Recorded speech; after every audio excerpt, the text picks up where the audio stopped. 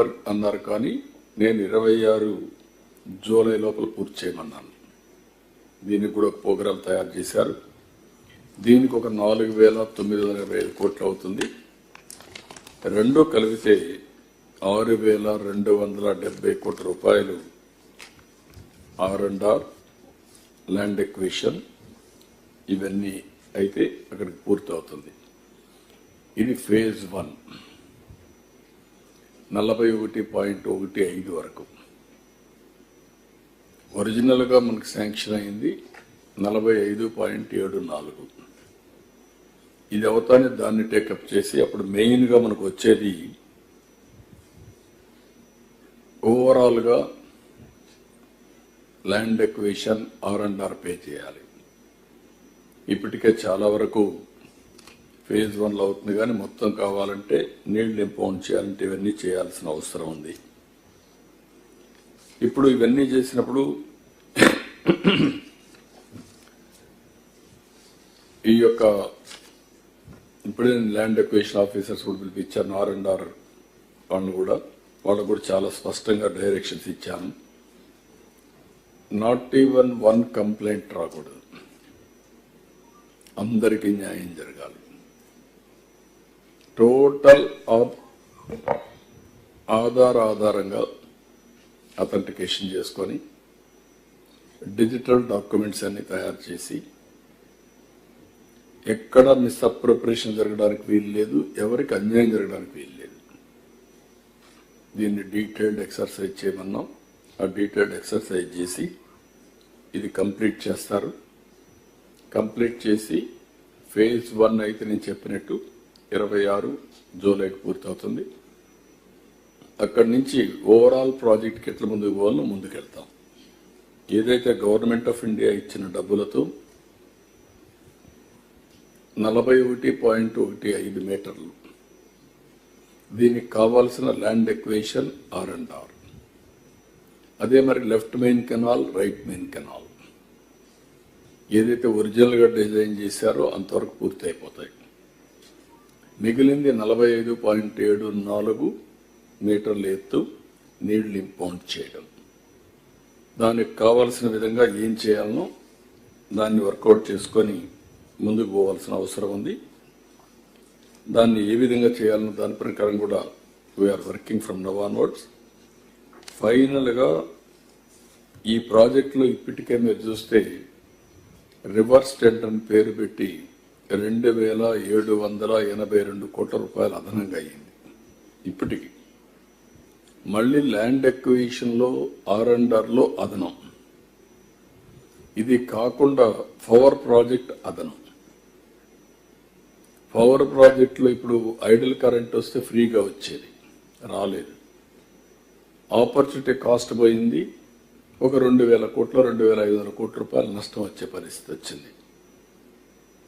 ఒక తప్పు రాష్ట్రం ఏ విధంగా భరించాల్సి వస్తుందో this is 1 example, classical example. ఇంకొక పక్కన కూడా ఎప్పుడు నేను అంటూ ఉంటాను, ఒక ప్రాజెక్ట్ వచ్చినప్పుడు, ప్రాజెక్ట్ బెనిఫిట్స్ వచ్చినప్పుడు కింది ప్రాంతంలో ఉండే రైతులు ఆనందంగా ఉంటారు. నీళ్లు వచ్చినప్పుడు that is a game changer. అదే సమయంలో తరతరాలుగా ఉన్నటువంటి వ్యక్తులు అక్కడి నుంచి వదిలిపెట్టి వేరే ప్రాంతాలకు వెళ్ళాలి రీహాబిలిటేషన్కి. అక్కడే చాలా జాగ్రత్తగా ప్రతి ఒక్కరికి న్యాయం చేయాల్సిన బాధ్యత ఉంది.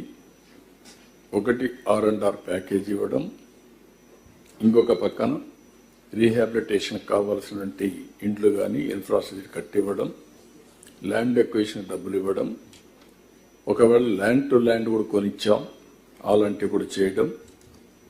ఫైనల్గా వాళ్ళందరిని అనలైజ్ చేసి ఈ ఏరియాలో ఇంకా ఏమన్నా వీళ్ళకి చేయగలుగుతామా, ఏమేం చేయగలుగుతాం, ఎక్కడ సెటిల్ అయ్యారు అవన్నీ నోటిఫై చేసి వాళ్ళకు కూడా జీవనోపాధి లైవ్లీహుడ్ ఏ విధంగా క్రియేట్ చేయాలనో క్రియేట్ చేసి వాళ్ళ జీవితాల్లో కూడా వెలుగు చూడాల్సిన బాధ్యత మన మీద ఉంది. ఒకవేళ గవర్నమెంట్ ఆఫ్ ఇండియా ఏదైనా ఇన్సెంటివ్స్ ఇవ్వగలిగితే అవి కూడా తీసుకొస్తాం. అవసరమైతే కొన్ని ఇండస్ట్రీస్ పెట్టడానికి అలాంటి అవకాశాలు ఉంటే ఎక్స్ప్లోర్ చేస్తాం. ఎంఎస్ఎంఈలు పెట్టుకోగలిగితే పెట్టిస్తాం. టోటల్గా దాని మీద కూడా రీహాబిలిటేషనే కాకుండా వాళ్ళని బెటర్గా ఏం చేయగలుగుతాం దానికి కూడా ఒక కమిటీ వేసి ఎవరైనా మంచి ఎన్జిఓలు ఉంటే అలాంటి వాళ్ళు తీసుకొచ్చి లేకుంటే ప్రొఫెషనల్ తెచ్చి ఆ వర్క్ కూడా పూర్తి చేస్తాం. ఫైనల్గా ఈరోజు ఓసారి ఎక్కువ ఈ రాష్ట్రంలో ఎవరన్నా బాధపడితే నేనే బాధపడాలి ఈ ప్రాజెక్టులో. That is my sentiment. ఎందుకు ఆ మాట అంటున్నానంటే కొన్ని సమయాల్లో కొంతమందికి అవకాశాలు వస్తాయి. నేను అడుగడుగున ఆ అవకాశాన్ని ఉపయోగించుకొని ఈ రాష్ట్రం యొక్క ఫ్యూచర్ని మార్చాలి, రూపురేఖలు మారాలి అని నేను ఆ రోజు ప్రయత్నం చేశాను. అది ఆల్మోస్ట్ అయ్యే స్టేజ్లో వచ్చిన తర్వాత ఆల్ ఆఫ్ ఎ సడన్ ఒక కన్ఫ్యూజన్, ఒక కయాస్ వచ్చింది. ఏం చేయాలన్న దిక్కుదోచిన పరిస్థితి. ఆ రోజు చూసినప్పుడు తలుచుకుంటే చాలా బాధ. ఒకసారి ఒక ఇండస్ట్రీ పెట్టినప్పుడు ఎవరైనా కూలిపోతే ఇట్లా బాధపడతారో ఆ విధంగా నేను చేసిన పని మారిగా అయిపోయిందని బాధపడ్డాను. మళ్ళా భగవంతుడు, మళ్ళా డెస్టినీ. ఈరోజు కేంద్రంలో మళ్ళా ప్రభుత్వం ఉండడం, ఇక్కడ రావడం, 3 పార్టీలు కలిసి పోటీ చేయడం, ఒక నిర్దిష్టమైనటువంటి హామీ ఇవ్వడం, కేంద్రం కూడా ముందుకు రావడం, ఇటు తెలుగుదేశం, జనసేన, బీజేపీ ముగ్గురం కలిసి వాళ్ళు కూడా ఇమ్మీడియట్గా దీని మీద ఫోకస్ పెట్టి ఎక్స్పర్ట్స్ కమిటీ వేసి వాళ్ళు ఇచ్చిన రికమెండేషన్స్ అన్ని అమలు చేయడం, మళ్ళీ కావాల్సిన నిధులు ఇవ్వడం, దీన్ని మళ్ళీ ట్రాక్లో పెట్టిన తర్వాత మళ్ళీ నేనే పూర్తి చేస్తున్నాను అన్నప్పుడు ఒక సాటిస్ఫాక్షన్ లైఫ్లో. ఒకసారి బాధ, ఒకసారి ఆవేదన, ఒకసారి నిర్వీర్యం కూడా. ఏంటి ఇట్లా అయిపోయింది. మళ్ళీ ఇప్పుడు ఒక ఆశ, ఓకే డ్యామేజ్ జరిగింది, మళ్ళీ రికవర్ చేస్తున్నాం అనే పరిస్థితికి వచ్చాం.